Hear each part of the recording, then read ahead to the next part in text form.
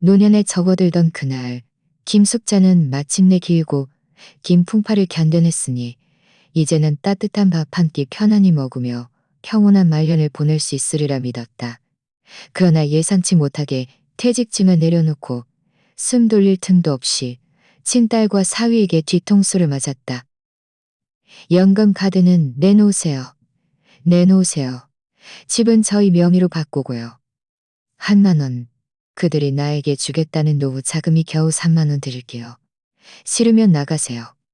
그 순간 김숙자의 마음은 바닥까지 차갑게 식어버렸다. 내 이름은 김숙자, 올해 67세. 막 교사직에서 은퇴했다. 인생이란 길다면 길고 짧다면 짧은 것. 눈 깜짝할 새 학교에서 퇴직하게 되었다. 그날 아침 나는 일찍 일어나 머리를 감고 아껴 입던 남색 재킷을 꺼내 정성껏 다림질했다. 거울 속 나 자신의 자리를 예약했다. 아직 정신은 살아있었다. 속으로 중얼거렸다. 속으로 중얼거렸다. 30년 넘게 서있던 교단과 장야지, 숙자, 지난 세월 함께했던 동료들과 이웃들, 그리고 몇몇 오랜 친구들을 초대했다. 하지만 마음속으로 가장 바랐던 건 역시 딸 김지혜와 사위 박준영이었다.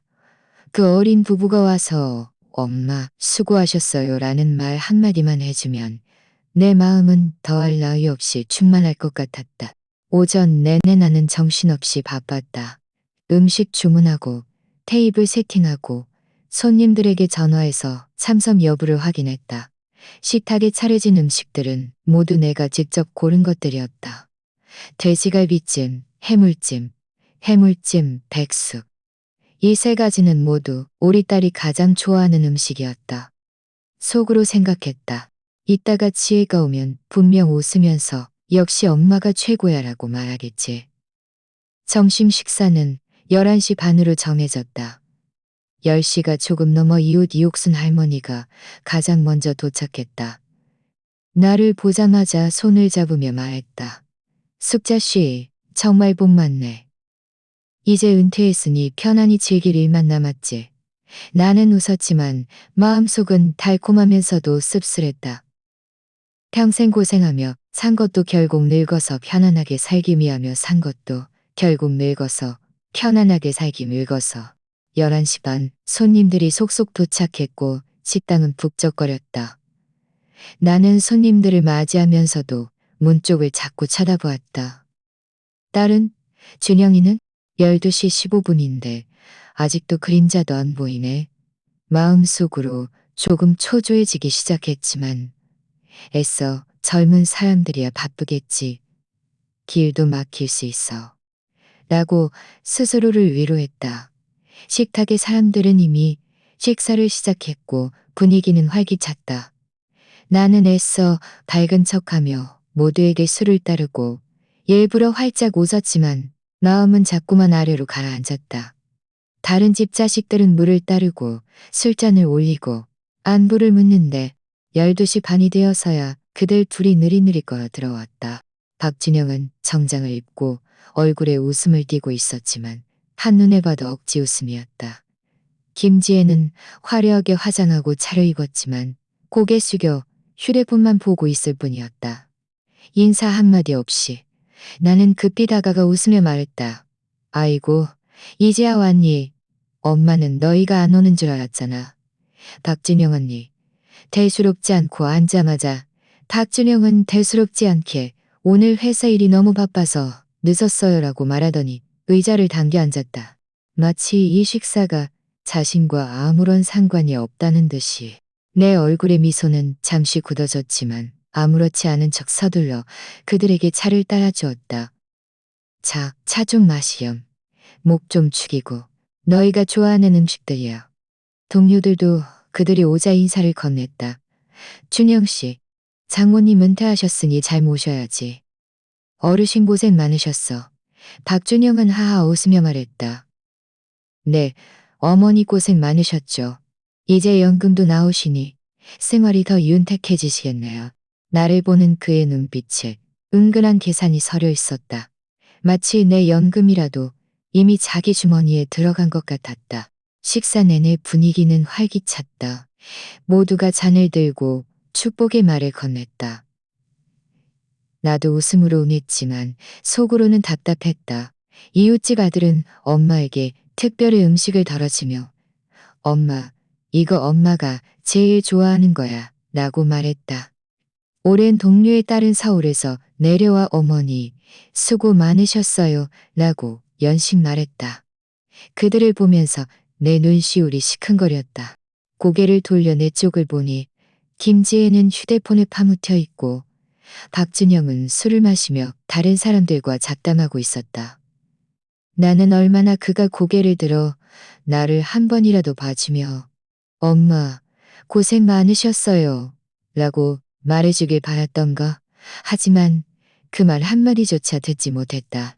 건배하는 시간에 누군가 내 연금에 대해 다시 물었다. 숙자씨, 연금이 한 달에 얼마나 나와요? 쓸만해요? 내가 입을 열기도 전에 박준영이 웃으며 말을 가르쳤다. 어머니는요, 재테크를 잘 못하세요. 연금 혼자 쓰시게 두면 분명 엉뚱한 데 쓰실 거예요. 사위인 제가 잘 지켜봐야죠. 어르신이 함부로 돈 쓰지 못하게요. 그의 말이 끝나자마자 식탁은 순간 2초간 정적이 흘렀다. 동료들은 서로를 마주보며 어색하게 웃더니 이내 화제를 돌렸다. 하지만 내 마음은 마치 바늘로 쿡 찔린 듯 아팠다. 나는 그의 장모인데, 남도 아닌데 저렇게 많은 사람들 앞에서 그런 말을 하다니. 대체 무슨 뜻일까? 내 돈을 관리하겠다는 건가? 아니면 내가 늙어 정신이 없다고 생이 없다고 생이 없다고 생이야. 나는 고개를 숙여 음식을 집었다. 눈물이 쏟아질 뻔했지만 억지로 삼켰다. 웃음은 여전히 얼굴에 걸려 있었지만 그 순간 나는 내가 마치 잉여 인간이 된 것 같았다. 식사가 끝날 무렵 다른 집 자식들은 부모님 사진을 찍어 SNS에 올리고 있었다. 그들이 행복하게 웃는 모습을 보고 다시 내 딸을 보니 여전히 휴대폰에 빠져 나를 전혀 신경 쓰지 않았다. 마음이 너무 아파 황량을 통째로 삼킨 것 같았다. 나는 문득 깨달았다. 어떤 자식은 부모를 마음에 품고 어떤 자식은 부모를 마음에 품고. 식사가 끝나고 나는 손님들을 웃는 얼굴로 배웅했지만 입꼬리는 굳어 있었고 발걸음은 힘이 없었다. 사람들은 은퇴가 경사스러운 일이라고 말했지만 나에게는 그날이 마치 가슴을 짓누르는 큰 바위 같았다. 숨조차 제대로 쉴 수 없었다. 집에 돌아오니 딸과 사위도 따라와 있었다. 집에 돌아오니 딸과 사위도 따라와니 딸과 사위도 따라와 있었다. 김지혜는 하이힐을 벗어던지고 소파에 몸을 뉘었다. 손에는 여전히 휴대폰이 들려 있었고 화면은 눈부시게 곤히 들려 있었고 나는 부엌에 가서 차라도 따라주려 했지만 두어 걸음째 가지 못해 박준영이 헛기침하며 차갑게 입을 여는 소리를 들었다. 어머니, 오늘 일은 제가 더 이상 돌려말하지 않을게요. 앞으로의 노후 생활 규칙은 미리 정해둬야죠. 나는 깜짝 놀라 손에 든 컵을 놓칠 뻔했다. 아직 하루도 편히 쉬어보지 못했는데 이 사람이 무슨 짓을 하려는 거지? 박준영은 나를 쳐다보며 가식적인 미소를 지었다. 규칙은 세 가지입니다. 첫째, 연금카드는 저희에게 맡기세요. 앞으로 제가 관리하겠습니다. 둘째, 그 집은 언젠가 지혜에게 줄 거잖아요? 지금 명예 이전을 해두는 게 나을 것 같아요. 나중에 복잡해질 수 있으니까요. 셋째, 앞으로 어머니 생활비는 매달 3만 원씩 드릴게요. 김치나 채소 같은 거 사드시는 데 쓰시고 굶지는 않으실 겁니다. 싫으시면 그럼 각자 살기를 찾으셔야죠. 쨍그랑 컵이 바닥에 떨어져 물이 흥건하게 튀었다. 나는 멍하니 서 있었다. 귀에서는 윙윙거리는 소리가 났다. 마치 벼락을 맞은 듯했다. 연금 카드를 내놓으라고? 집 명의를 이전하라고? 생활비는 겨우 3만 원? 나는 이 말이 사위 입에서 나왔다는 것을 믿을 수 없었다. 3만 원. 서울에서 3만 원으로 뭘 할 수 있단 말인가? 따뜻한 국밥 한 그릇도 못 사 먹는다. 그는 나를 굶어 죽으라는 건가? 나는 입을 벌렸다. 목소리가 떨렸다. 준영아, 이게 무슨 소리니? 엄마 평생 고생해서 겨우 연금 받아서 편안하게 살려고 했는데 너는 어떻게? 말이 채 끝나기도 전에 닥준영은 손을 휘저었다. 마치 8일을 전에 닥준영은 손을 휘저었다. 요즘 사기꾼도 많고 어르신들이 제일 속기 쉽잖아요. 돈을 저에게 맡기면 안전하게 관리될 겁니다. 3만 원이면 어머니 혼자 쓰기에 충분해요. 먹고 사는 건 다 저희 집에서 하시는데 뭘 그렇게 걱정하세요? 그는 말하면서 주머니에서 10,000원짜리 3장을 꺼내 찻상 위에 탁 하고 던졌다. 구겨진 돈들은 낡은 종이 조각처럼 유리 식탁에 달라붙어 있었다. 나는 그 3만 원을 보며 가슴이 싸늘해졌다. 그건 돈이 아니라 적나라한 모욕이었다. 나는 무의식적으로 김지혜를 쳐다봤다. 딸이 분명 나를 위해 한마디 해줄 거라 생각했다. 하지만 그녀는 고개 숙인 채 손가락으로 화면을 연신스러 넘길 뿐이었다. 눈꺼풀조차 깜빡이지 않았다. 마치 아무것도 못 들은 것처럼. 지혜야, 나는 참지 못하고 외쳤다. 목소리에 울음기가 섞여 있었다. 그녀는 고개를 들어 나를 한번 쳐다봤지만 눈빛이 흔들리더니 이내 다시 고개를 숙였다. 엄마, 머리 아파요. 두 분이 얘기하세요. 내 마음은 차갑게 식어 얼음 동굴에 빠진 것 같았다. 박준영은 딸이 아무 말도 하지 않자 더욱 기세등등해졌다. 그럼 이렇게 정하는 걸로 하죠. 오늘이라도 연금 카드 주시면 되고요. 집은 조만간 시간 내서 명의 이전 서류 처리하면 됩니다. 너무 깊이 생각하지 마세요. 빨리 넘겨주시면 모두가 편하죠. 편하다고? 나는 그의 말을 되뇌었다. 그들의 편안함이 곧 나의 불편함이었다. 30년 넘게 온갖 풍파를 겪으며 홀로 두 아이를 키웠다. 어렵사리 그들의 개학까지 졸업시켰는데 돌아온 것은 무엇인가? 나는 가슴이 답답하고 아파왔다. 손이 심하게 떨렸다. 겨우 의자 팔걸이에 몸을 기댔다. 알았다. 나는 이를 악물고 그 말을 뱉었다. 집안 망신은 안 되니 밖에서는 얼굴을 찢을 수 없었다. 하지만 마음속에 그 불덩이는 마치 돌덩이에 눌린 듯 도무지 가라앉지 않았다. 눈앞에 3만 원은 못 박힌 듯 박혀 있었다. 나는 아무 말도 할 수 없었다. 그저 자리에서 일어난 내 방으로 들어가 문을 곧게 닫았다. 밤이 깊도록 잠을 이룰 수 없었다. 나는 스스로에게 물었다. 김숙자, 너는 대체 평생을 어떻게 살아온 거니?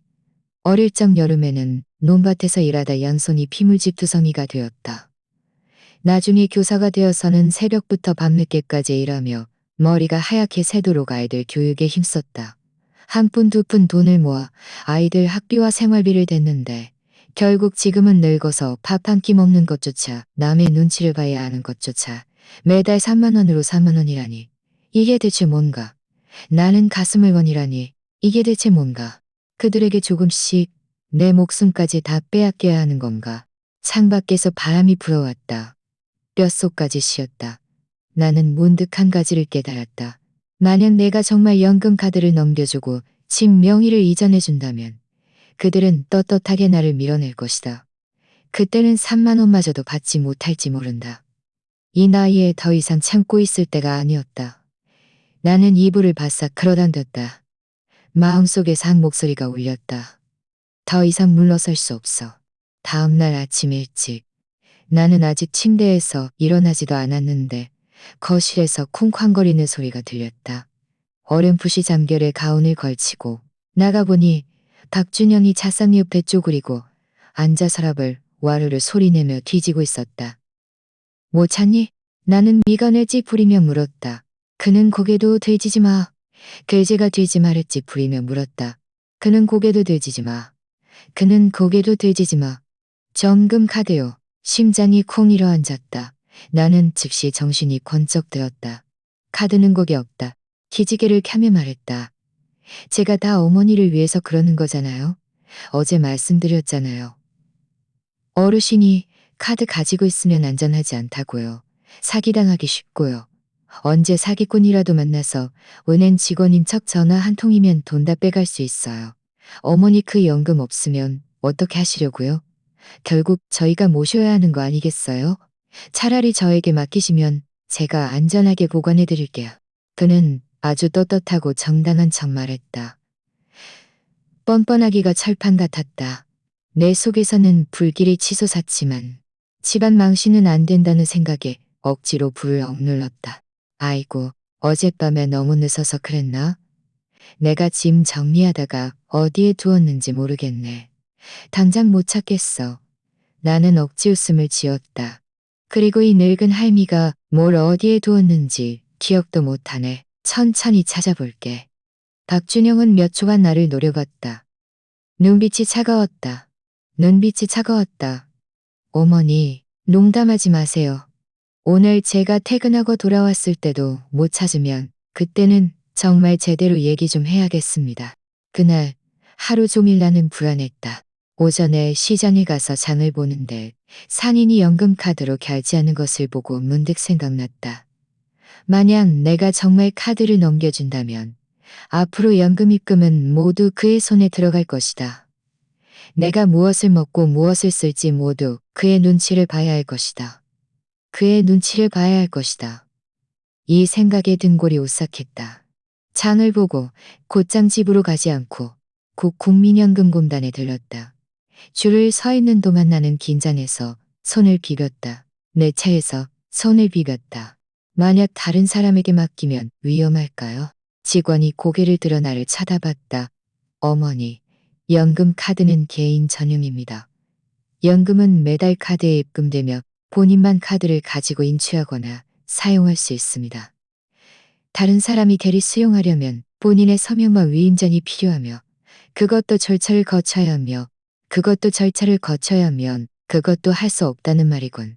어머니께서 넘겨주지 않으시면 누구도 어머니의 돈을 함부로 쓸 수 없습니다. 나는 잠시 멍해졌다. 만약 다른 사람이 제 카드를 억지로 가져가면요? 직원은 미간을 찌푸렸다. 그럼 위험합니다. 어머니께서 직접 잘 보관하시고 누구에게도 넘겨주지 않는 것이 좋습니다. 만약 정말 잃어버리셨다면 즉시 부의실 신고하고 재발급 받으시면 됩니다. 그 말에 내 마음은 안심하면서도 다시 불안해졌다. 안심한 것은 내가 넘겨주지 않으면 그들이 가져갈 수 없다는 것이고 불안한 것은 박준영이 매달 내 통장에 돈이 들어오는 것을 알면 다른 방법을 찾으려 하지 않을까 하는 것이었다. 국민연금공단을 나서 길가에 한참 앉아 있었다. 가을바람이 쌀쌀하게 불어와 옷 속으로 파고들었다. 어젯밤에 3만 원이 생각난 눈물이 왈칵 쏟아질 뻔했다. 연금 카드가 내 손에 있으니 그들은 온갖 방법을 동원해 빼앗으려 한다. 만약 넘겨준다면 이 늙은 몸은 완전히 텅 비게 될 것이다. 집에 돌아오니 박준영이 과연 소파에 앉아 기다리고 있었다. 어머니, 카드 찾았어요? 그는 이빨을 쑤시며 눈을 가늘게 뜨고 물었다. 나는 고개를 저으며 멍청한 척했다. 아이고, 하루 종일 뒤졌는데도 못 찾겠네. 아마 며칠 전 마트에 갔다가 아무데나 뒀나 봐. 내가 나이가 들어서 기억력이 안 좋네. 박준영의 눈빛이 차갑게 가라앉았다. 어머니, 농담하지 마세요. 그 카드 정말 잃어버리면 복잡해집니다.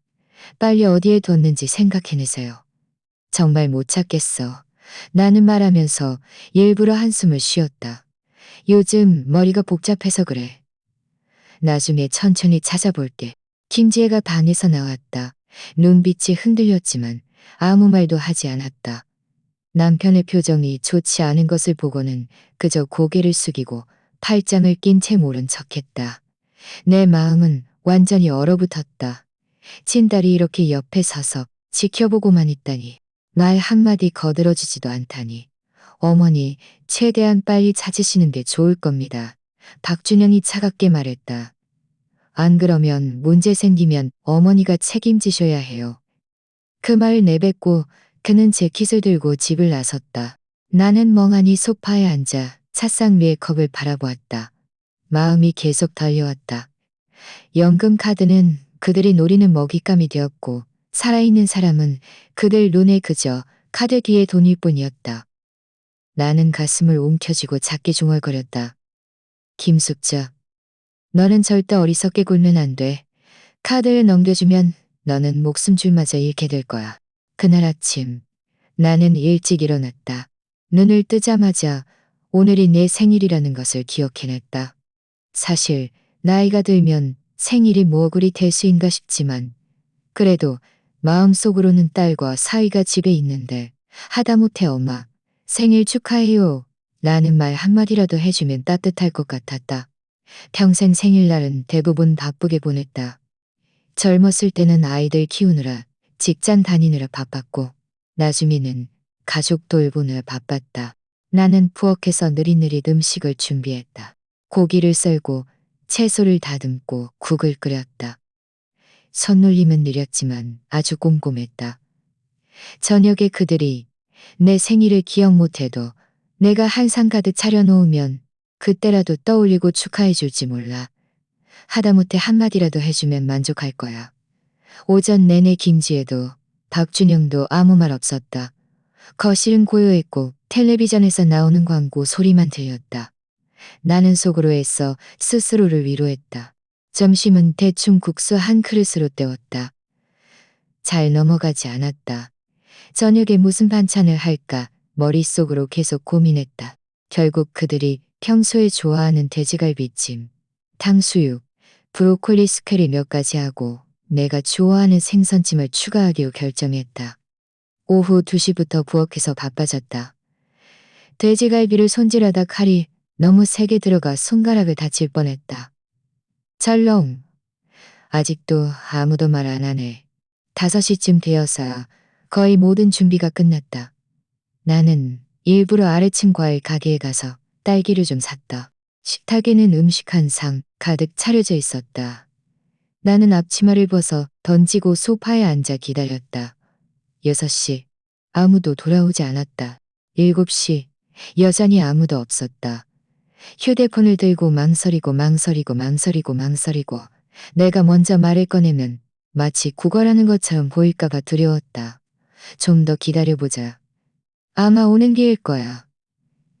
8시. 음식은 이미 식어 있었다. 나는 일어나 몇 가지 음식을 다시 냄비에 넣어 데웠다. 다시 식탁에 음식을 차려 놓았을 때는 이미 9시였다. 방은 여전히 텅 비어 있었다. 마음속이 텅 비어 있었다. 나는 불빛 아래 앉아 점점 식어가는 음식들을 바라보았다. 가슴이 마치 돌덩이에 막힌 듯 답답했다. 분명 내 생일이고 분명 내가 오후 내내 정성껏 준비한 음식인데 결국 축하한다는 말 한마디도 듣지 못했다. 바로 그때 휴대폰이 울렸다. 화면에 김민서 영상통화라고 떴다. 나는 급히 손에 묻은 기름기를 닦고 전화를 받았다. 화면 너머로 작은 딸 김민서가 활짝 웃고 있었다. 듣고 듣다가 나도 모르게 눈물이 왈칵 쏟아졌다. 뒤로는 단출한 풍경이 보였다. 그녀는 작은 케이크를 들고 촛불을 켠 채 카메라를 향해 엄마 봐봐. 엄마한테 케이크랑 꽃도 시켜놨어. 곧 집에 도착할 거야. 그녀는 휴대폰을 살짝 옆으로 옮겨 식탁 위 옆으로 옮겨 식탁 위에 포장 상자를 보여주었다. 내가 타지에 있어서 이렇게밖에 못 챙겨드리네요. 나는 애써 입꼬리를 올려 웃었다. 아이고, 너도 밖에서 일하느라 힘들 텐데 몰일은 꼭 잘 보내셔야 해요. 엄마는 집에서 대충 먹으면 돼. 하지만 목소리는 이미 울음기가 섞여 있었다. 엄마, 안 돼요. 제가 옆에 없어도 항상 엄마 생각하고 있어요. 그 순간 나는 더 이상 참을 수 없었다. 눈물 한 방울이 떨어져 손등을 적셨다. 화면을 향해 웃었지만 웃음은 계속 달렸다. 마음속이 무엇인가에 세게 얻어맞은 듯했다. 천리 밖에 있는 딸은 내 생일을 기억하는데 눈앞에 친딸은 축하한다는 말 한마디조차 해주지 않다니. 30분 후 초인종이 울렸다. 택배기사가 꽃다발과 케이크를 가져왔다. 꽃은 선명한 카네이션이었다. 붉은색이 뜨거웠다. 붉은색이 뜨거웠다. 붉은색이 뜨거웠다. 나는 꽃을 받아들었다. 손이 살짝 떨렸다. 그 순간 마음이 너무 아팠다.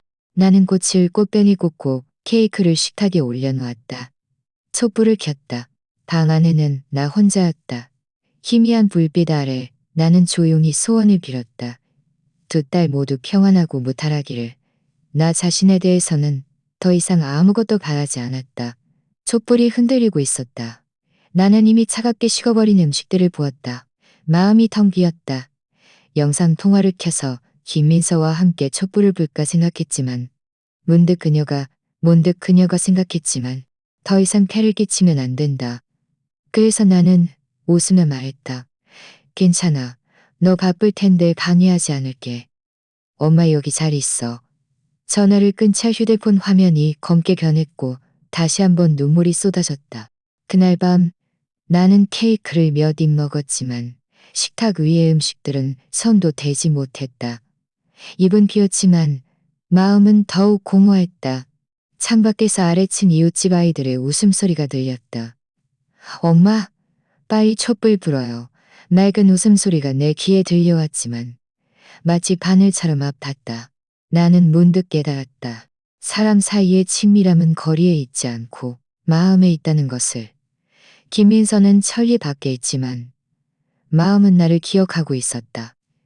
김지혜는 같은 지붕 아래 살면서도 나를 완전히 잊고 있었다. 이 순간 나는 누가 진심이고 누가 가식인지 완전히 깨달았다. 한밤중에 나는 베란다에서 빨래를 걷었다. 가을바람이 제법 찰쌀했다. 수건이 펄럭 소리를 내며 바람에 흔들렸다. 내가 셔츠를 잡으려고 손을 뻗었을 때 문득 거실에서 낮게 깔린 목소리가 들렸다. 박준영이 전화 통화를 하는 소리였다. 나는 숨을 멈추고 손에 든 빨래를 조용히 내려놓았다. 발걸음을 최대한 가볍게 했다. 문이 살짝 열려 있었고 틈새로 그의 말이 선명하게 들렸다. 네, 돈은 곧 들어올 겁니다. 장모님 연금이 통장에 입금되면 바로 프로젝트 시작할 수 있어요. 내 심장이 철렁했다. 손가락이 떨려 수건을 떨어뜨릴 뻔했다. 걱정 마세요. 이거 완전 대박 프랜차이즈 가맹점이에요. 수익률 최소 2배는 보장합니다. 돈만 손에 들어오면 3개월 안에 원금을 2배로 불릴 수 있을 겁니다. 그의 목소리에는 흥분과 조급함이 묻어 있었다. 나는 들으면 들을수록 마음이 불안했다. 연금, 프로젝트 대박, 수익률 2배. 이 단어들은 마치 칼날처럼 내 마음에 꽂혔다. 나는 옷자락을 꽉 움켜쥐었다. 머릿속이 혼란스러웠다. 결국 그가 내 연금 카드를 원하는 것은 단순히 보관해 주려는 것이 아니라 내 노후 자금을 투자에 쓰려는 것이었군. 하지만 세상에 어떻게 대박 보장이라는 게 있단 말인가? 나는 평생 교사로 일하며 수많은 학부모들이 소위 투자하는 것에 속아 패가망신하는 것을 보았다. 어떤 사람은 찻집 프랜차이즈에 투자하고 어떤 사람은 건강식품 다단계에 뛰어들었다가 결국 모든 돈을 잃었다. 박준영이 저런 말투를 보니 10중 8구 그런 사기극에 걸린 것이 분명했다. 이 생각에 등골에 식은땀이 흘렀다. 나는 몸을 쪼그리고 앉아 바닥에 떨어진 옷을 줍는 척했다. 하지만 심장은 콩쾅콩쾅콩쾅 뛰었다. 전화 너머의 목소리는 잘 들리지 않았지만 박준영이 웃으면 박준영이 웃습니다. 문제 없습니다. 문제 없어요. 장모님 돈은 안전합니다라고 연신 말하는 소리가 들렸다. 나는 그 자리에 얼어붙었다. 다음 날 아침 내 마음은 여전히 혼란스러웠다. 아침 식사 중에 나는 일부러 떠보듯이 말을 꺼냈다.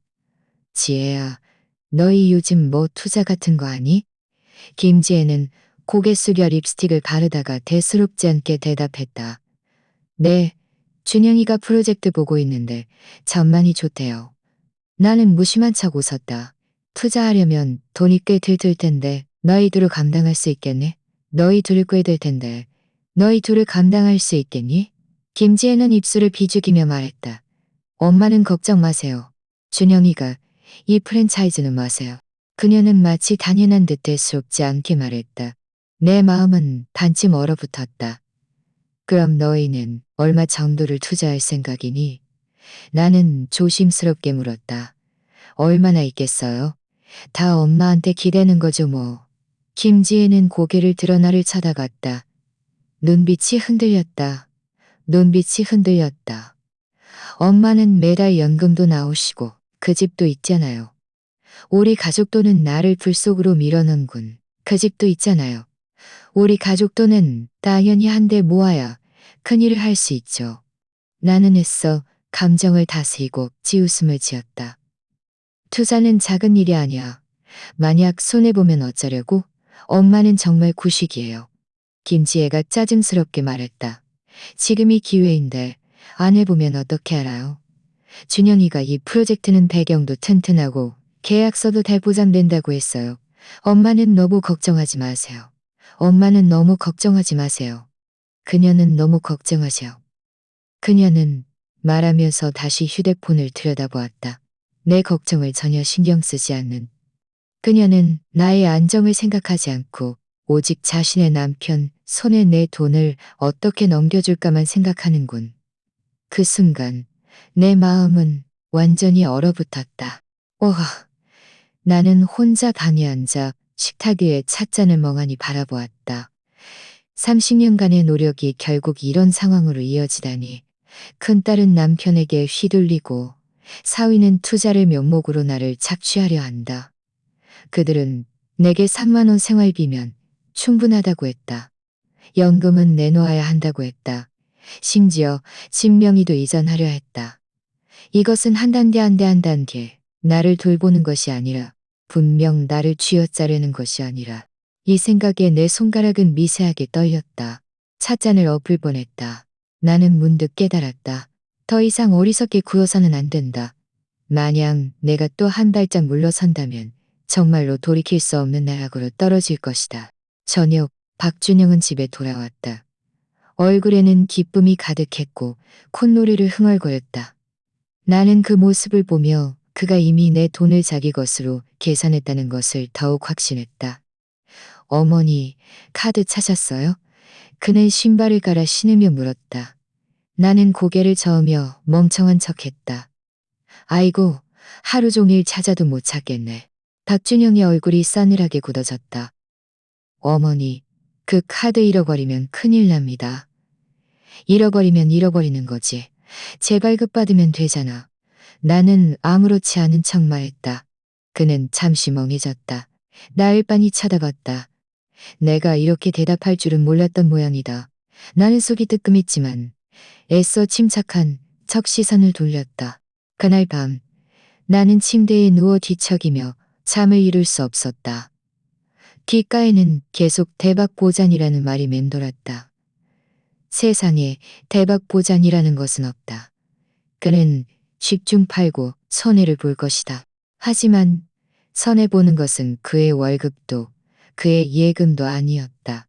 바로 내가 평생 고생해서 모아둔 노후 자금이었다. 눈물이 눈가를 타고 흘러내렸다. 나는 몸을 뒤척여 베개를 꽉 끌어안았다. 마음속에서 한 목소리가 선명하게 들렸다. 그들은 내가 잘 살기를 바라는 것이 아니라 나를 완전히 쥐어짜려 한 것이다. 이 순간 나는 생일날의 외로움보다 더 차가운 친딸에게 계산당하는 며칠 동안 마음이 답답했다. 낮에는 박진영이 내 연금으로 투자하겠다는 전화 통화를 하고 밤에는 김지혜가 여전히 냉담한 모습이었다. 내 가슴은 거대한 돌덩이에 짓눌린 듯 숨이 막혔다. 식사 중에 나는 젓가락을 쿵 하고 내려놓았다. 목소리가 나도 모르게 높아졌다. 지혜야, 너희 대체 무슨 뜻이니? 너희는 내가 밥도 못 먹게 하려는 거니? 3만 원? 너희는 나보고 뭘로 살라는 거야? 심지어 연금카드도 내놓고 집 명의도 이전하라고? 너희는 나를 죽이려 하는 거니? 말이 끝나자마자 방 전체가 순식간에 조용해졌다. 박준영은 처음에는 멍해 있다가 이내 눈을 가늘게 뜨고 싸늘한 비웃음을 지었다. 김지혜는 손에 든 젓가락을 멈췄다. 눈빛이 흔들리다가 한참 후에야 입을 열었다. 엄마, 헛생각하지 마세요. 준영이는 다 우리 모두를 위해서 그러는 거예요. 엄마 혼자서는 돈 많이 쓸 일도 없잖아요. 돈을 합쳐야 우리 모두의 생활이 더 편해지죠. 편하다고? 나는 차갑게 그들을 노려봤다. 편한 건 너희지. 내가 아니야. 너희가 편하면 나는? 나 평생 고생했는데 결국 마지막에는 거지처럼 살아야 하는 거니. 김지혜의 얼굴이 순식간에 굳어졌다. 엄마, 왜 그렇게 고집불통이세요? 준영이가 남이에요? 제 남편이고 우리는 한 가족이에요. 엄마는 왜 자꾸 그를 경계하는 거예요? 무슨 뜻이에요? 나는 화가 나서 손가락이 떨렸다. 한 가족. 한 가족이라면서 이렇게 나한테 이럴 수 있어? 나는 너를 피눈물 흘리며 키웠어. 너 대학 보내려고 아껴 쓰고 아껴서 집까지 사줬는데 결국 너희는 나한테 이렇게 대하는구나. 너희 마음속에 나는 대체 뭐니? 이 말이 나오자마자 김지혜의 얼굴이 확 변했다. 눈빛에 죄책감이 스쳤지만 이내 단호함으로 뒤덮였다. 그녀는 젓가락을 쾅 하고 내려놓더니 목소리를 날카롭게 높였다. 엄마는 늙었으니 말 들어야죠. 더 이상 헛걱정하지 마세요. 이제는 엄마가 결정할 때가 아니에요. 그 순간 내 심장은 칼로 세게 베인 듯 아팠다. 엄마는 늙었으니 말 들어야 한다. 이 8글자는 차가운 망치처럼 내 가슴을 세게 때렸다. 나는 친딸 입에서 이런 말이 나올 줄은 상상도 못했다. 나는 멍하니 그녀를 바라봤다. 눈가에 눈물이 고였지만 손가락은 굳어 움직일 수 없었다. 내가 늙었으니 말 들어야 한다. 나는 작게 되뇌었다. 목소리가 거의 들리지 않았다. 눈앞에 이 아이가 과연 어릴 적 한밤중에 열이 나서 내가 등이 없고 병원으로 달려갔던 그 딸인가? 수능 전 긴장해서 올 때 내가 손을 잡고 위로해줬던 그 딸인가? 결국 그녀의 눈에 나는 그저 말 들어야 하는 늙은이일 뿐이었다. 가슴에 극심한 통증이 밀려왔다. 숨조차 제대로 쉴 수 없었다. 손이 심하게 떨렸다. 손이 찢어지는 것 같았다. 나는 의자, 등받이에 기대 겨우 몸을 지탱했다. 박준영은 옆에서 지켜보더니 차갑게 한마디 덧붙였다. 어머니, 너무 좋은 대로만 생각하지 마세요. 3만 원이면 충분히 쓰세요. 먹고 자는 건 저희 집에서 하시는데 뭘 더 바라세요. 나는 벌떡 고개를 들었다. 분노를 참을 수 없었다. 박준영, 입 닥쳐. 이건 나와 내 딸의 일이지. 네가 이래라 저래라 할 일이 아니야. 그의 얼굴이 굳어졌다. 그의 얼굴이 굳어졌다. 반박하려던 참에 김지혜가 그의 소매를 잡아당겼지만 차갑게 나에게 말했다. 엄마, 그만하세요. 저희는 더 이상 엄마한테 설명 안 할 거예요. 말을 마치고 그녀는 의자를 밀치고 침실로 들어가 문을 쾅 하고 닫았다. 나는 멍하니 식탁에 앉아 만찬을 바라봤다. 결국 눈물이 쏟아졌다. 몸이 심하게 떨렸다. 가슴은 망치로 얻어맞는 듯 아팠고 숨이 계속 막혔다. 결국 내 딸은 이미 남의 편에 서 있었구나. 그날 밤 나는 거의 눈을 붙이지 못했다. 다음 날 아침 나는 장바구니를 들고 아래층으로 내려갔다. 아파트 단지 입구에서 이웃 최영철 아저씨를 딱 마주쳤다. 그는 내 창백한 얼굴을 보고 즉시 물었다. 숙자 씨, 왜 그래요? 얼굴색이 왜 이렇게 안 좋아요? 나는 애써 웃었다. 아무것도 아니에요. 잠을 잘 못 잤나 봐요. 하지만 최영철 아저씨는 한눈에 뭔가 잘못됐다는 것을 알아챘다. 나를 길가 벤치에 앉혔다. 솔직히 말해봐. 또 딸이랑 사이랑 싸웠지? 나는 한참을 망설이다가 며칠 동안의 일을 끊기듯 이야기했다. 최영철을 망설이다가 며칠 동안의 일을 끊기듯 이야기했다. 최영철 아니 안 들을수록 미간을 찌푸렸다. 마지막에는 허벅지를 탁 치며 말했다. 아이고, 숙자씨, 바보 같은 숙자씨. 내 눈물이 갑자기 쏟아졌다. 나는 작은 목소리로 말했다. 하지만 그들은 제 딸인데요. 최영철 아저씨는 한숨을 쉬었다. 딸이라도 어때? 이제는 알아야 해. 누구에게도 의지하는 것보다 스스로를 믿는 게 제일 중요해. 네가 마음 약하게 굴면 결국 손해보는 건 너야. 숙자씨, 내가 솔직히 말할게. 너는 네 마지노선을 지킬 줄 알아야 해. 더 이상 참으면 결국 다 쥐어짜일 거야. 그 순간 내 마음은 완전히 얼어붙었다. 친딸과의 관계에 깊은 균열이 생겼다. 아무리 인정하고 싶지 않아도 한 가지 사실을 직면해야만 했다. 나는 더 이상 그녀에게 의지할 수 없다. 나는 방에 혼자 앉아 밤늦도록 있었다. 창밖에서 바람이 계속 불어와 커튼이 후드득 소리를 내며 흔들렸다. 마음속은 경란이 일어 도무지 진정되지 않았다. 며칠간의 일들이 가시처럼 마음에 박혀 있었다. 3만 원의 모욕, 딸의 맨담한 말, 사위의 계산적인 태도. 눈을 감으면 그 말이 귓가에 맴도는 것 같았다. 엄마는 늙었으니 말 들어야 한다. 가슴이 답답했다. 생각할수록 분명해졌다. 이렇게 계속 가다가는 결국 그들에게 막다른 골목으로 내몰릴 것이다. 다음 날 아침 일찍 나는 일어나 법률구조공단으로 향했다. 마음속은 두근거렸지만 발걸음은 평소보다 빨랐다. 그곳은 눈에 띄지 않는 작은 사무실이었다. 벽에는 법률구조 무료 상담이라는 팻말이 걸려 있었다. 나를 맞이한 사람은 안경을 쓴 젊은 변호사였다. 모습은 온화하고 예의 바랐다. 나는 목소리를 낮춰 상황을 대략적으로 설명했다. 변호사는 듣고 미간을 찌푸리더니 진지하게 말했다. 어머니, 기억하십시오. 어머니의 연금카드는 개인 전용입니다. 어머니만 사용하실 수 있고 연금은 어머니 개인의 재산입니다. 다른 사람은 처분할 권리가 없습니다. 그리고 집은 등기부등본에 어머니 이름이 적혀 있다면 어머니 개인 재산입니다. 어머니께서 명의 이전을 하지 않는 한 누구도 가져갈 수 없습니다. 나는 깜짝 놀랐다. 마음속에 등불이 켜진 듯 했다. 하지만 그들이 저를 강요하면요? 나는 작은 목소리로 물었다. 변호사는 고개를 저었다.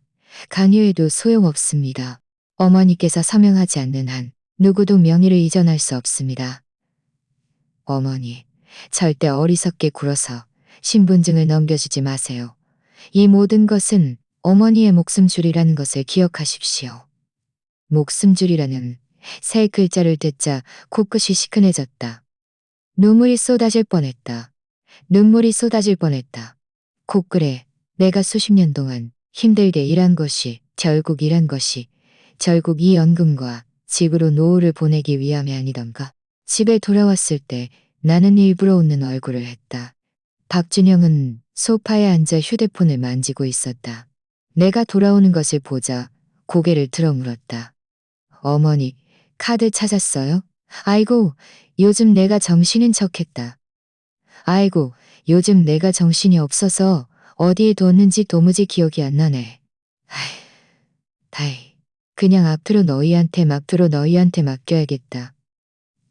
다이, 그냥 앞으로 너희한테 맡겨야겠다. 너희 젊은 사람들이 더 잘 알잖아. 그의 눈이 그리도록 웃었다. 엄마, 그렇게 해야 모두가 편하죠. 나는 고개를 숙여 눈가에 차가운 기운을 감추었다. 너희가 알아서 해라. 엄마는 너희 말 들을게. 나는 이렇게 말했지만 마음속으로는 다른 계획을 세우고 있었다. 그날 밤 나는 침실불을 끄고 조용히 옷장 속에서 작은 철 상자를 꺼냈다. 그 안에는 내 집 문서, 통장, 그리고 몇 장의 오래된 사진이 들어있었다. 나는 서류들을 하나하나 꺼내 확인하고 다시 조심스럽게 넣어두었다. 그리고 다시 잘 숨겨두었다. 나는 마음속으로 굳게 맹세했다. 이것들은 누구도 내 손에서 빼앗아 갈 수 없을 것이다. 다음 날 나는 일부러 은행에 가서 예금의 일부를 현금으로 인출했다. 두툼한 돈뭉치를 천 가방에 넣어 몸에 바싹 숨겨두었다. 이렇게 하면 그들이 내 카드를 건드리려 해도 한 번에 나를 쥐어짜낼 수는 없을 것이다. 저녁에 최영철 아저씨가 놀러왔다. 나는 그에게 모든 일을 이야기했다. 그는 듣고 허벅지를 딱 지켜야 해. 꼭 지켜야겠다. 그는 듣고 허벅지를 다치며 말했다. 숙자씨, 이제야 정신을 차렸구먼. 내가 진작부터 마음이 약하게군요. 안 그러면 그들이 결국 널 다 쥐어짤 거야. 나는 고개를 끄덕였다. 작은 목소리로 말했다. 하지만 지키는 것만으로는 안 돼요. 방법을 찾아야 해요. 최영철 아저씨는 눈알을 굴리며 말했다. 방법이 있지. 네가 그동안 그들 집 담보대출 대신 갚아줬잖아. 네가 정말 그들에게 정신 차리게 하고 싶으면 일단 그걸 끊어봐. 그들이 얼마나 버티나 보자고. 내 마음이 쿵 하고 울렸다. 그들이 얼마나 버티나 보자고. 내 마음이 약해서 그들 대출 대신 갚아줬으니. 하지만 내가 끊으면 그제야 삶이 얼마나 힘든지 알게 될 것이다. 나는 들으면서 속으로 고개를 끄덕였다. 그래, 그렇게 하자. 속으로 중얼거렸다. 그 후 며칠 동안 나는 겉으로는 그들에게 친절하게 대했다. 심지어 박준영 앞에서 일부러 약한 모습을 보였다. 준영아, 엄마는 늙어서 정말 아무것도 신경 쓰고 싶지 않아. 앞으로 무슨 일이든 너희가 알아서 해라. 그는 듣고는 과연 특이한 행위했다. 걱정 마세요. 하지만 내가 돌아서면 얼굴의 미소는 조금씩 사라졌다. 깊은 밤 침대에 누워 천장을 바라보며 차갑게 생각했다. 김숙자, 너는 평생을 참았어. 이제는 네가 움직일 때야. 겉으로는 자유롭지만 마음속은 단단했다. 그 순간 나는 이미 결심을 굳혔다. 며칠 전 법률구조공단에서 들었던 말이 계속 귓가에 맴돌았다. 연금과 집은 내 목숨줄이다. 더 이상 물러설 수 없어. 더 물러서면 정말 그들에게 막다른 골목으로 내몰릴 것이다. 저녁 식사 후 나는 그릇을 내려놓고 고개를 들었다. 눈빛이 단호했다. 지혜야, 준영아, 내가 분명히 말해둘 게 있어. 박준영은 다리를 꼬고 텔레비전을 보고 있다가 이 말을 듣고는 눈꺼풀조차 깜빡이지 않았다. 엄마, 무슨 일인데요? 그냥 말씀하세요. 김지혜는 고개 숙여 휴대폰을 만지작거렸다. 평소처럼 짜증스러운 표정이었다. 나는 깊이 숨을 들이쉬고 최대한 침착한 목소리를 유지했다. 앞으로 집 대출금은 너희가 알아서 갚아. 나는 더 이상 안 낼 거야. 말이 끝나자마자 거실의 공기가 순식간에 굳어졌다. 박준영은 벌떡 앉아 눈을 크게 떴다. 뭐라고요? 분명히 말했어. 나는 그를 똑바로 쳐다봤다. 지난 몇 년간 내가 너희 집 대출금을 대신 갚아줬지만 이제 나도 나이가 들었고 돈도 많지 않아. 더 이상 줄 수 없어. 오늘부터 대출금은 너희가 알아서 해결해. 엄마? 김지혜가 날카롭게 소리쳤다. 휴대폰이 쨍그랑 소리를 내며 바닥에 떨어졌다. 이건 우리를 죽이려는 거 아니에요? 대출금이 한 달에 얼마인지 아세요? 엄마 없으면 우리 어떻게 갚아요? 내 가슴이 순간 쿡쿡 쑤셨지만 얼굴에는 아무것도 드러내지 않았다. 그건 너희 집이야. 너희가 가정을 이루었으니 너희가 책임져야지. 이 늙은 할미가 너희 뒤치다꺼리해야 할 일이 아니야. 박준영이 찻잔을 쾅 하고 내리쳤다. 목소리에 분노가 띄었다. 집은 엄마가 저희한테 사준 거 아니에요? 대출금도 엄마가 자발적으로 내주신 거잖아요. 그런데 이제 와서 안 내겠다고요? 저희 부부 돈이 길가에 굴러다니는 돈인 줄 아세요? 나는 그를 노려봤다. 마음속은 차가운 비웃음으로 가득했다. 네 말이 맞아. 집은 내가 사준 거야. 하지만 등기부등본에는 내 이름이 적혀 있어. 다시 말해, 그 집은 아직 내 것이라는 뜻이야. 너희에게 살게 해줄 수도 있고 다시 빼앗아 올 수도 있어. 이 말이 나오자마자 그들 둘의 얼굴이 모두 변했다. 김지혜가 벌떡 일어섰다. 눈물이 왈칵 쏟아졌다. 엄마, 어떻게 그런 말을 할 수 있어요? 우리를 길거리로 내쫓으려는 거예요. 너희를 내쫓으려는 게 아니야. 나는 차갑게 말했다. 너희 스스로 소중한 걸 몰랐던 거야. 너희는 내가 늙었으니 함부로 대할 수 있다고 생각했지. 연금 카드 내놓으라고 하고 집 명예 이전하라고 하고 한 달에 겨우 3만 원만 주려고 했지. 좋아.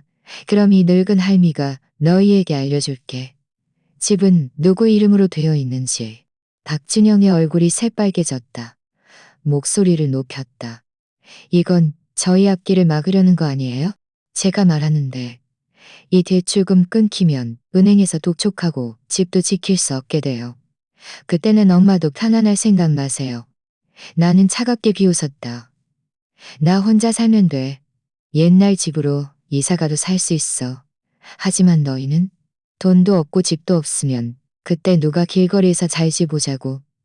김지혜는 우리 어떻게 살아요? 엄마 이러면 우리 어떻게 살아요? 김지혜는 흐느껴 울며 내 손을 잡으려고. 엄마, 왜 그렇게 매정해요? 나는 그녀의 눈물을 보며 눈가에 눈물이 고였지만 억지로 참아냈다. 지혜야, 엄마는 평생 고생하면서 너희가 조금이라도 감사할 줄 알기를 바랐는데 너는 내가 늙었으니 말 들어야 한다고 했지. 좋아. 그럼 오늘 내가 너희 말 들을게. 좋아. 그럼 오늘 내가 너희 말을 들을게. 분명히 말 들을게. 집은 내 거야. 내가 돌려받을 거야.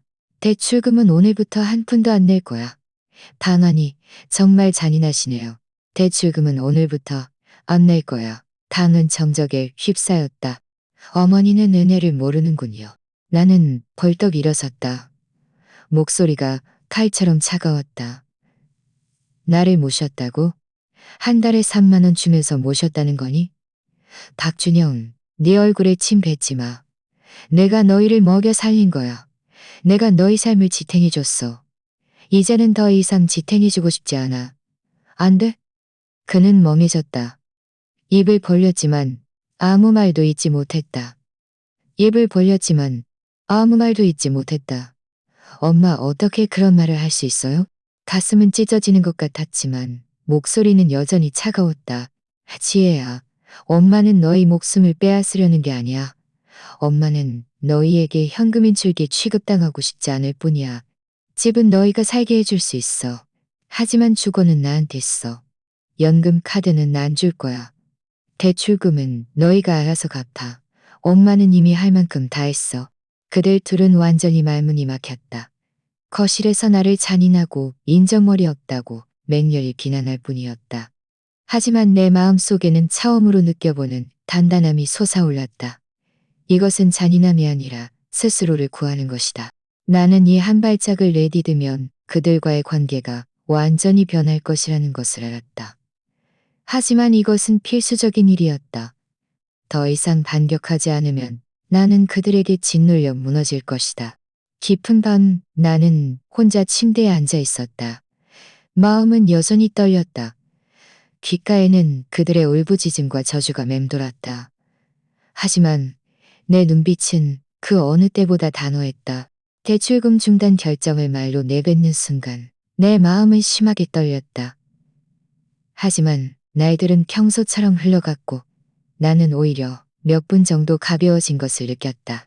이전에는 매달 월급과 연금이 들어오면 가장 먼저 카드에 입금하고 언제 대출금 납부일이 다가올지 생각하며 그 큰 돈을 인출해야 했다.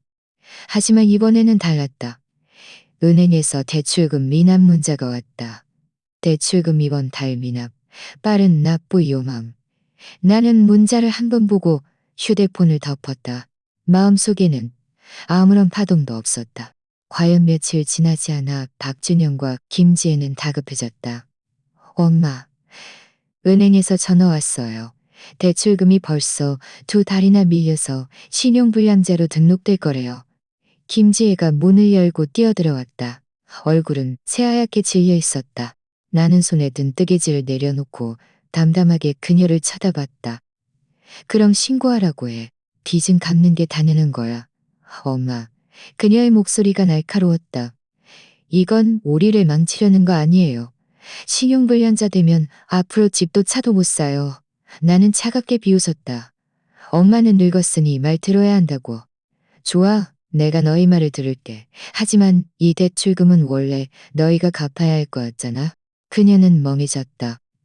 얼굴이 순식간에 붉어졌다. 그때 박준영이 밖에서 들어왔다. 얼굴은 심하게 어두웠다. 엄마, 정말 저희를 죽이려고 작정한 거예요. 엄마도 이 집에 살고 있다는 거 잊지 마세요. 집이 압류되면 엄마도 살 곳이 없어지는 거예요. 집 등기부등본엔 내 이름으로 되어 있어. 나는 고개를 들어 그를 노려봤다. 한마디 한마디 끊어서 말했다. 내가 정말 살기 싫으면 옛날 집으로 돌아가도 살 수 있어. 하지만 너희는 어디로 갈 건데? 얼마 지나지 않아 은행에서 정식으로 독촉잔이 날아왔다. 박준영은 여기저기 돈을 빌리려 했지만 아무도 빌려주려 하지 않았다.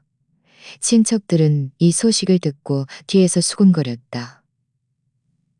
됐어? 박준영이 장모님 연금으로 살려다가 지원 끊겼대. 결국 자기 손으로 망쳤지 뭐야. 김지혜는 정말 바보 같아. 바목 자기 손으로 망쳤지 뭐야. 김지혜는 정말 바보 같아.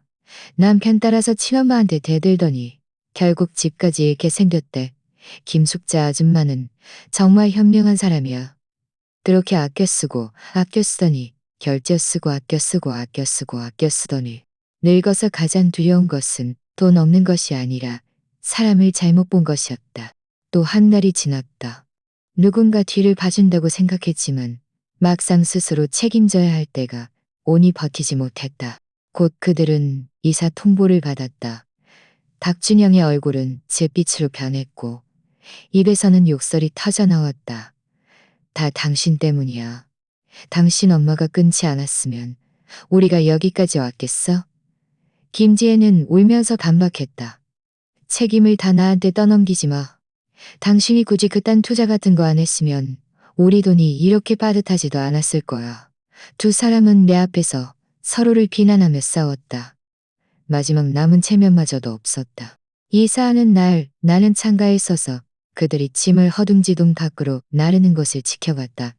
매트리스가 비스듬하게 계단에 끼어 박준영은 화를 내며 고함을 질렀고 김지혜는 눈물을 닦으면서도 억지로 버텼다. 몇몇 이웃들이 옆에 서서 구경하며 고개를 저으며 고개를 저으며 고개를 저으며 고개를 저음만 느껴졌다. 아이고, 숙자 씨는 정말 대단해. 숙자 씨는 정말 대단해. 안 그랬을 거야. 안 그를 거두는 것이다. 자업자득이야. 짐은 아파트 단지 입구에 쌓여 있었고 그들은 더욱 심하게 싸웠다. 당신은 엄마 편만 들 줄 알지. 봐봐. 엄마가 우리를 죽음으로 내몰고 있잖아. 당신이 전화해서 대박 보장이니 뭐니 허풍 떨지 않았으면 우리가 이 지경까지 왔겠어. 우리가 이 지경까지 왔겠어? 그들은 얼굴이 벌개져 싸웠다. 지나가던 친척들과 친구들 모두 고개를 저었다. 지나가던 친척들과 친구들 모두 고개를 저었다. 예전엔 그렇게 잘난 척하더니 이제 길거리로 나앉게 생겼네. 밤이 되자 그들은 정말 길가에 낡은 여행 가방을 펼쳐놓고 밤을 지새웠다. 갈 곳이 없었다. 김지혜는 무릎을 끌어안고 흐느껴 울었고 박준영은 얼굴이 잿빛으로 변해 담배를 피웠다. 나는 멀리서 그들을 바라봤다. 마음속에 한 줄기 씁쓸함이 있었지만 더 많은 것은 차가움이었다. 이 모든 것은 내가 강요한 것이 아니다. 그들 스스로 한 걸음 이 길을 걸어온 것이다. 친정을 외면하고 나를 막다름 이 길을 걸어온 것이다. 집을 돌려받는 순간 내 마음은 문득 가벼워졌다. 비록 과정은 힘들었고 수없이 눈물을 흘렸지만 나는 마침내 내 목숨줄을 지켜냈다. 나는 집을 비워두지 않고 월세를 놓았다. 곧 젊은 부부가 찾아와 몇 번 둘러보더니 계약했다. 그들은 예의 발랐고 만날 때마다 아주머니라고 불렀다. 월세는 제때 내 통장으로 입금되었다. 매달 이 돈이 추가되고 연금까지 더해지니 내 생활은 여러 번 확인했다. 그날 월세 입금 문자를 입금보다 더 안정적이었다. 그날 월세 입금 문자를 김지혜와 박준영은 그 후 그들은 아파트 단지를 벗어나 비참하게 살게 되었다. 이웃들 말에 따르면 도시 외곽의 작은 낡은 방에서 살고 있다고 했다. 가끔 김지혜가 전화가 오면 목소리에 울음기가 섞여 있었다. 엄마, 우리 너무 힘들어요. 한 번만 도와주시면 안 돼요. 한 번만 도와주시면 안 돼요. 한 번만 도와주시면 안 돼요. 나는 잠시 침묵하다가 그저 한다. 저희가 자리 잡으면 꼭 갚을게요. 다이가 자리 잡으면 꼭 갚을게요. 결국 내 친딸이니까. 하지만 그들이 이전에 했던 말이 떠올랐다. 엄마 돈은 엄마 노후에 쓸 거야. 그리고 전화를 끊었다. 전화 너머에서 그녀의 울부짖는 소리가 들렸지만 나는 더 이상 마음이 약해지지 않았다. 어떤 길은 그들 스스로 선택한 것이었다. 그에 비해 멀리 타지에 있는 작은 딸 김민서는 점점 더 살갑게 굴었다. 어느 날 그녀는 일부러 휴가를 내고 나를 데리러 왔다. 엄마, 혼자 계시지 마세요. 저랑 서울에서 같이 살아요. 제 집은 비록 크지 않지만 우리 둘이 같이 있으면 서로 의지할 수 있잖아요. 나는 그녀를 바라봤다. 눈빛에 진심이 담겨 있었다. 마음이 시큰했지만 따뜻하기도 했다. 그래, 민서야. 너랑 갈게. 그 말이 입에서 나오는 순간 내 마음은 문득 안도했다. 결국 이 세상에는 나를 마음에 품어주는 사람이 있구나. 내 돈만 생각하는 것이 아니라. 그 후 나는 김민서의 집으로 이사했다. 그녀는 매일 출퇴근하느라 바빴지만 그래도 나에게 몇 마디 말을 걸어주며 잘 먹었는지, 날씨가 추워지니 옷은 따뜻하게 입었는지 물어봐 주었다. 주말에는 나를 데리고 공원에 산책을 가고 밤에는 내가 좋아하는 군밤을 사주었다. 그 보살핌 받는 느낌은 이 나이까지 힘들게 살아온 것이 헛되지 않았다는 생각이 들게 했다. 삶은 천천히 안정되었다. 나는 옛날 집 월세를 은행에 저금했다. 매달 연금까지 더해지니 돈은 투명하게 관리되었다. 내가 좋아하는 반찬을 직접 싸고 싶을 때는 시장에 가서 싱싱한 생선을 골랐다. 추워지면 새 스웨터를 샀다. 돈을 쓰는 것이 마음 편하고 당당했다. 더 이상 누구의 눈치도 볼 필요가 없었고 누가 험담할까 걱정할 필요도 없었다. 김숙자 아주머니, 정말 현명하시네요. 아주머니가 그때 단호하게 결정하지 않았으면 지금쯤 큰일 났을 거예요. 나는 웃었지만 더 설명하지 않았다. 그저 마음속으로 분명히 알았다. 늙으면 더욱 마지노선을 지켜야 한다. 연금과 집은 목숨줄이다. 이르면 정말 아무것도 남지 않는다. 가끔 저녁 무렵 나는 혼자 베란다에 앉아 해가 조금씩 저무는 것을 바라봤다. 하늘은 주황빛 노을로 물들었다. 그 순간 지난 한 해 동안의 우여곡절이 떠올랐다. 3만 원의 모욕, 연금 카드 쟁탈전, 딸의 냉담함, 사위의 계산적인 태도. 장면 하나하나가 칼날처럼 마음에 스쳐 지나갔다. 하지만 바로 그 칼자국들이 나에게 깨닫게 했다. 노인의 여생은 전적으로 남에게 의지할 수 없다는 것을. 늙어서 가장 두려운 것은 주름도 병도 아니다. 바로 돈이 내 손에 없고 집이 내 명의로 되어 있지 않은 것이다. 오직 모든 것을 내 손에 쥐고 있어야 마음속에 든든함이 있고 허리를 꼿꼿이 펼 수 있다. 가끔 전화벨이 울리면 김지혜였다. 그녀의 목소리에는 오름기가 섞여 있었다. 엄마, 우리 너무 힘들어요. 도와주시면 안 돼요? 나는 들으면서 가슴이 여전히 아팠다. 하지만 그녀가 예전에 했던 말이 떠올랐다. 엄마는 늙었으니 말 들어야 한다. 내 눈물이 쏙 들어갔다. 엄마 돈은 엄마 노후에 쓸 거야. 나는 그저 담담하게 한마디 하고 전화를 끊었다. 마음속은 아팠지만 흔들리지 않았다. 왜냐하면 내가 다시 마음 약해진다면 그 고통은 또다시 반복될 것이라는 것을 알았기 때문이다. 그리고 다른 한편 김민서는 퇴근 후 늘 반찬거리를 사들고 와 웃으며 나에게 말했다.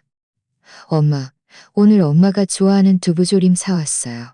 이 소박한 진심이 그 무엇보다 소중했다. 나는 가볍게 한숨을 쉬었지만 마음속은 아주 굳건했다. 김숙자, 너는 마침내 깨달았어. 노년의 삶은 스스로 지켜야 한다는 것을. 노을빛이 얼굴에 비쳤다. 따뜻했다. 나는 손을 뻗어 만져봤다. 마치 새로운 길에 어루만지는 것 같았다.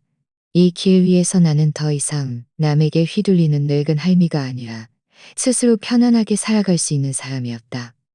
이 생각에 내 입꼬리는 저절로 살짝 올라갔다. 비록 세월이 내 얼굴에 주름을 남겼지만 나는 마침내 풍파 속에서 나 자신을 보호하는 법을 배웠다. 이 미소는 고통을 겪은 후의 확신이며 마지노선을 지킨 후의 평온함이었다. 김숙자는 평생을 고생하며 두 딸을 키웠다. 어렵사리 은퇴를 맞았지만 가장 취약한 시기에 친딸과 사위의 계산적인 태도를 겪었다. 연금 카드를 내놓으라. 3만 원의 생활비. 이것은 사위가 그녀 앞에서 버젓이 내던진 규칙이었고 적나라한 모욕이었다. 그녀의 마음을 더욱 차갑게 만든 것은 달의 침묵과 반만이었다. 그녀는 즉시 반항하지 않고 멍청한 척하며 연금 카드의 집록과 반관이었다. 집 등기부등본을 다시 확보하고 금전적 지원을 끊었다. 그 순간이 되어서야 그녀는 처음으로 단호하게 선언했다. 집은 내 이름으로 되어 있어. 내가 돌려받을 거야. 대출금은 너희가 알아서 갚아. 이 한마디는 그녀의 여생을 지켜냈고 딸과 사위에게는 자업자들의 쓰라린 맛을 보여주었다. 한때 기세등등했던 두 사람은 결국 길거리에서 얼굴이 벌개지도록 싸웠고 친척들의 술자리 안주거리가 되었다. 하지만 김숙자는 마침내 허리를 꼿꼿이 펴고 집을 월세 놓아 연금으로 생활하며 작은 딸과 함께 편안한 노후를 보냈다. 어떤 사람들은 그녀를 잔인하다고 말했지만 현명한 사람들은 모두 알았다. 이것이 바로 노인의 마지막 마지노선이라는 것을.